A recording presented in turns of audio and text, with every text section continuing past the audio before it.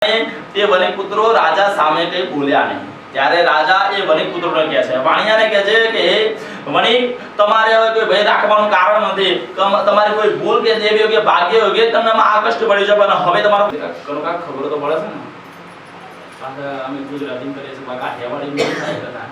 મારા ઘરે આટો મારી આવું એ આશા રાખી વાણિયો પોતાના જમાઈને લઈ અને ઘરે આવવા નીકળે છે। ગામ થોડું દૂર છે એટલે વાણિયો વિચારે છે કે બપોર થઈ છે, લાવો નાસ્તો વગેરે કરી લઈએ। આમ વિચારી વાણિયો વાહન એક ઠેકાણે લગાડે છે, જંગલમાં એક ઠેકાણે લગાડે છે અને વિચારે છે ત્યાં વાણિયો ને તેનો જમાઈ સારી રીતે નાસ્તો વગેરે કરે છે। અને આ બધું ચલચિત્ર ઉપર બેઠો બેઠો બેઠો જગતનો નાથ એ નારાયણ જોવે છે। નારાયણ જોવે છે કે રાજાને વાણિયાને ઘણા બધા પૈસા આપે છે રાજાએ। લાય રાજાના વાણિયામાં અભિમાન આવ્યું કે ના હું ચેક કરું। આમ કહી જગતનો નાથ પાલનહાર એક દંડી સંન્યાસીનું રૂપ લે છે। ભગવાન એક દંડી સંન્યાસીનું રૂપ લઈ અને ત્યાં વણિક પુત્રો બેસે છે, વાણિયોને તેનો જમાઈ બેસે છે ને ત્યાં આવી અને પૂછે છે, એ વાણિયા તું મને એમ કે આ તારી હોડી દેખાય છે ને એની અંદર ઉપર પડદો ઢાંકેલો છે, તું મને એમ કે આ હોડીની અંદર શું ભરેલું છે?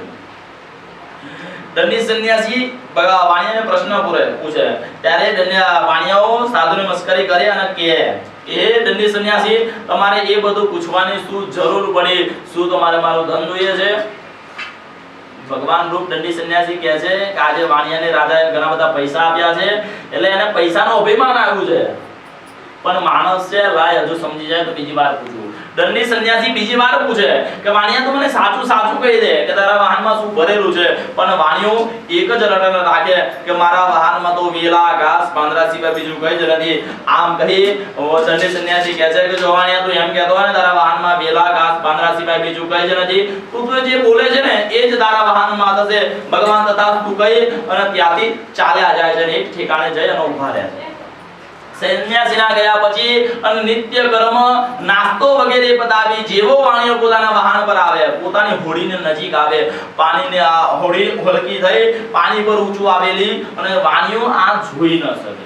વાણિયો પડદો ખોલે અને દ્રષ્ટિથી એને પૈસાને બદલે પાંદડા ભરેલા દેખાય અને વાણિયો તો લત ભરેલા હતા તે એકાએક કેમ પાંદડા ભરેલા થયા આ જોઈ આ વાણિયો જોઈ ન શકે એટલે બીમાર થઈને જમીન પર ઢળી પડે અને કહેવાય છે કે સાધુ વાણિયાનો જમાઈ કઈક સમજુ હતો।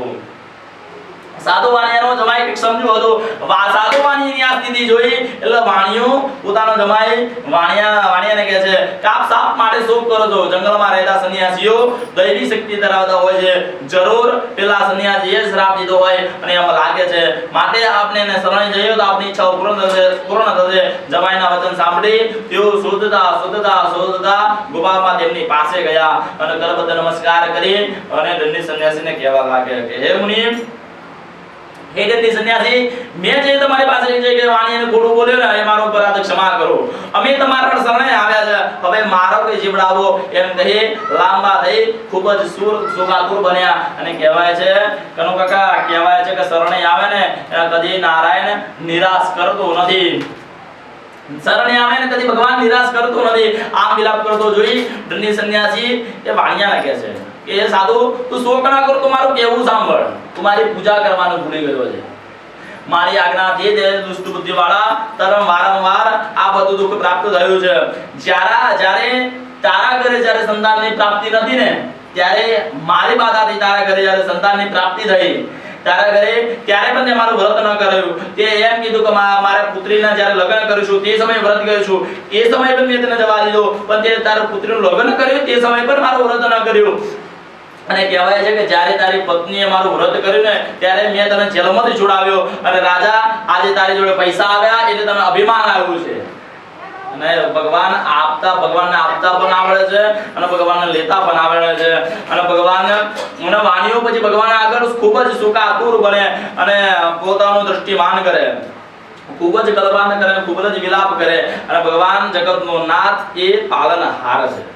ભગવાન દુઃખોનું સમજે છે એટલે ભગવાન તેમની ઈચ્છિત વરદાન આપી ભગવાન ત્યાં જ અંદર ધ્યાન થઈ ગયા વાણીઓ પોતાના વાહનની નજીક આવે ત્યારે કોઈ અગાઉની માફક દ્રવ્ય ભરેલું ભરાઈ મહાન વાણીઓ જોવે અને કહે છે કે ભગવાન સત્યનારાયણ કૃપાથી મારો મનોરથ સફળ થયો આજે આ પૂજા વિધિસર પૂરી થઈ એટલે ત્યાં જ ભગવાન સત્યનારાયણનું વ્રત પૂરું કરી અને વાણીઓ પોતાના શહેરની નજીક આવી પહોંચે શહેરની નજીક આવી પહોંચે એટલે વાણીઓ પોતાના દૂતને આગળ ખબર આપવા રવાના કરે અને પોતાનો દૂત આગળ જઈ પોતાની પત્ની લીલાવતીને કહે છે કે વાણીઓ અને તમારો જમાઈ શહેરની નજીક આવી પહોંચ્યા છે અને તેનો વાહનો શહેરની નજીક આવી પહોંચ્યા છે ત્યારે કન્યા કલાવતી અને લીલાવતી પણ સત્યનારાયણ ભગવાનનું વ્રત કરતા હોય છે અને કહેવાય છે કર્મની ગતિ ખૂબ જ ન્યારી હોય છે જે દિવસે વાણીઓ આવે એ જ દિવસે વાણીની પત્ની લીલાવતી ભગવાન સત્યનારાયણનું વ્રત કરતી હોય છે એટલે વાણીઓ લીલાવતી વ્રત પૂરું કરે છે